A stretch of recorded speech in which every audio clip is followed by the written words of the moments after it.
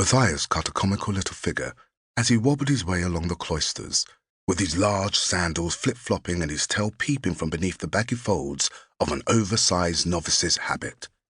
He paused to gaze upwards at the cloudless blue sky and tripped over the enormous sandals, hazelnuts scattered out upon the grass from the rush basket he was carrying. Unable to stop, he went tumbling cowl over tail. Bump! The young mouse squeaked in dismay. He rubbed tenderly at his damp snub nose while slowly taking stock of where he had landed, directly at the feet of Abbot Mortimer. Immediately, Matthias scrambled about on all fours, hastily trying to stuff nuts back into the basket as he muttered clumsy apologies, avoiding the stern gaze of his elder. Sorry, Father Abbot. I tripped, you see. Trod on my abbot, Father Abbot. Oh, dear, I mean. The Father Abbot blinked solemnly over the top of his glasses.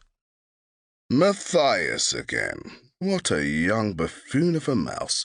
Only the other day he had singed old brother Methuselah's whiskers while lighting candles.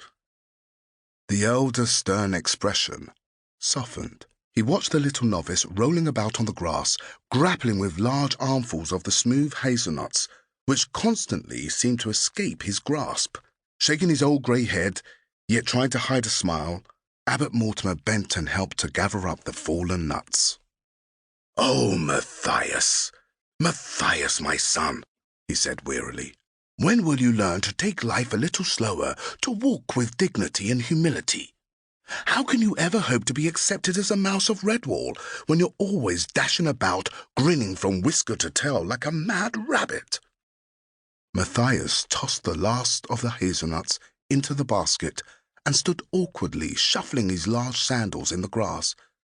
How could he say aloud what was in his heart? The abbot put his paw around the young mouse's shoulders, sensing his secret yearning, for he had ruled Redwall wisely over a great number of years and gained much experience of mouse life. He smiled down at his young charge and spoke kindly to him. "Come with me, Matthias. It's time we talk together." A curious thrush perching in a gnarled pear tree watched the two figures make their way at a sedate pace in the direction of Great Hall, one clad in the dark green-brown of the order, the other garbed in the lighter green of a novice.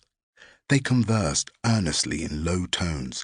Thinking what a clever bird he was, the thrush swooped down on the basket that had been left behind. Twisters! The basket contained only hard nuts, locked tight within their shells. Feigning lack of interest, lest any other birds had been witness to his silly mistake, he began jauntily whistling a few bars of his melodious summer song, strolling nonchalantly over to the cloister walls in search of snails. It was cool inside Great Hall.